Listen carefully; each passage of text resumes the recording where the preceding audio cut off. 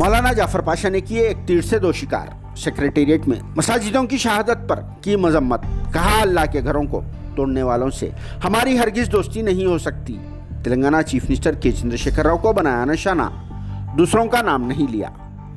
जी हाँ, शहर हैदराबाद से ताल्लुक़ रखने वाले मशहूर व मारूफ शख्सियत मरहूम मौलाना हुसामुद्दीन आकिल साहब के फर्जंद मौलाना जाफर पाशा ने अचानक एक तीर से दो शिकार कर दिए और आसिफ जाही दौर में तामीर किए गए सेक्रेटेरिएट बिल्डिंग की इंहदामी कार्रवाई के दौरान शहीद की गई दो मसाजिदों की शहादत पर मजम्मत भी की, जिसमें इन्होंने तेलंगाना के चीफ मिनिस्टर के चंद्रशेखर राव को बनाया निशाना और कहा कि अल्लाह के घरों को तोड़ने वालों से हमारी हरगिज दोस्ती नहीं हो सकती, जिनका ये बयान बहुत ही दमदार और इंतहाई दिलों को छू लेने वाला भी है और अक्लमंद के लिए इशारा काफ़ी है। जारी दिनों में मौलाना जाफर पाशा का इस तरह से बयान देना एक नया रुख भी हो सकता है, जिसमें इन्होंने बिना किसी का नाम लिए सबको लपेट लिया, जिनका ये बयान सबके लिए इंतहाई चुभता हुआ भी है, जिसमें मौलाना जाफर पाशा ने कहा कि अल्लाह के घरों यानी मसाजिदों को तोड़ने वालों से हमारी हरगिज दोस्ती नहीं हो सकती और इन अफराद का भी हशर बुरा होगा जिन्हें अल्लाह ही गिरा देगा।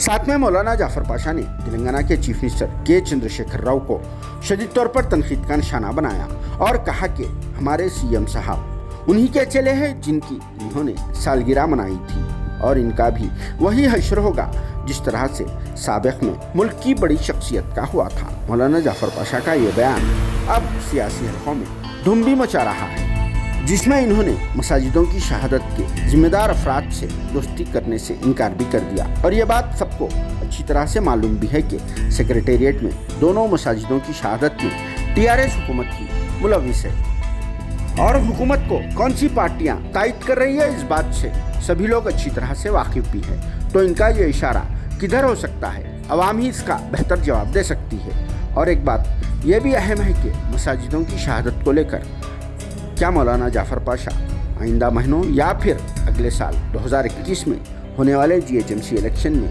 टीआरएस पार्टी की तायद करेंगे या नहीं। तो चलिए इस मौके पर इनका वो अहम बयान आप सबके लिए पेश भी किया जा रहा है, जिसे सुनने के बाद आप सब लोग कमेंट्स में ज़रूर जवाब दे सकते हैं। Bureau report siyaasat.com।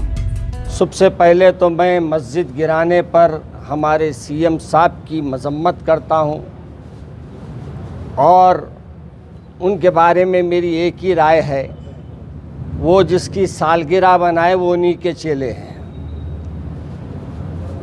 अब इनका भी वही हाल होगा जो इससे पहले हमारे हिंदुस्तान के बड़ी बातें कहने वाले साहब का अंजाम हुआ था।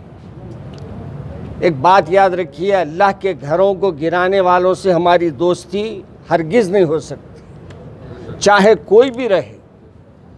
अगर जो अल्लाह के घर को गिराया, हम ये अल्लाह से उम्मीद रखते हैं अल्लाह उसको भी गिराएंगा इंशाअल्लाह।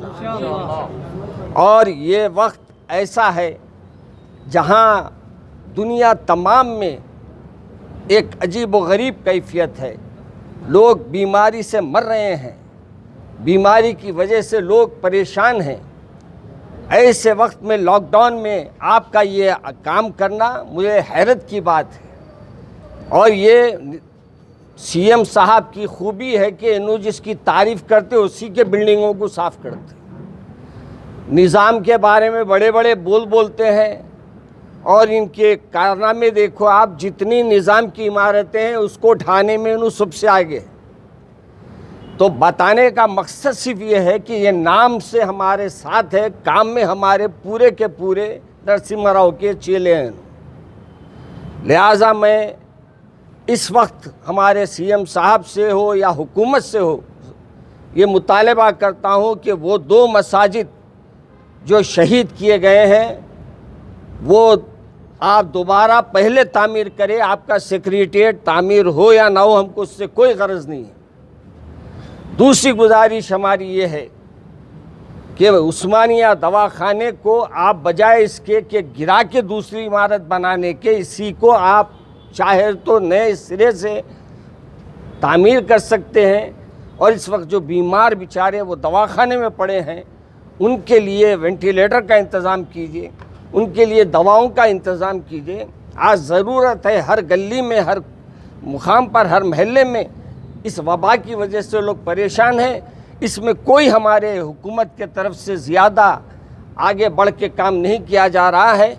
ہم حکومت سے مطالبہ یہ بھی کرتے ہیں کہ اس سلسلے میں وہ سخت طور پر ایکشن لے اور اپنے تعمیری کام کو جو ہے وہ مکمل کرائے اور عثمانیہ کی بلڈنگ کو نئے سرے سے جو بھی اس کے کمزور یعنی جہاں سے یہ پانی وغیرہ آ رہا ہے ان چیزوں کو روکنے کی کوشش کرے اور ان عمارتوں کو اہمیت دیجیے. آپ صرف نام لے کے خوش مت کیجیے. اگر واقعی آپ ان کو چاہنے والے ہیں تو ان کی عمارتوں کو بھی مضبوط کیجیے. اور ہمارے کمشنر صاحب سے اپیل ہے کہ اب عید کا موقع آ رہا ہے. اب اس عید کے موقع پر آپ ہمارے تمام احباب کو بلا کر مشورہ کیجیے اور کر کے اس کے انتظامات کیسے کرنا ہے اس سلسلے میں بھی ایک مشاورت کے بعد فیصلہ کیا جائے گا انشاءاللہ. اور ہم امید رکھتے ہیں کہ وہ مشاورت رکھیں گے. اور دوبارہ ہم یہ بھی کہنا چاہتے ہیں کہ ایک مسئلہ آج کل قربانی کا جو چل پڑا ہے, قربانی ہر ایک پہ ہے. ہاں, ایسی صورت میں جہاں آپ کو قربانی کرنے نہیں دیا جا رہا ہے, جیسے بمبئی میں حال میں پڑھا وہاں اجازت نہیں دیں گے, ایسی صورت میں وہ بات ہو سکتی ہے, مگر یہاں ویسی بات نہیں ہونے دیں گے ہم انشاءاللہ. اللہ سے امید ہے کہ انشاءاللہ اللہ ہمارا ساتھ دے گا.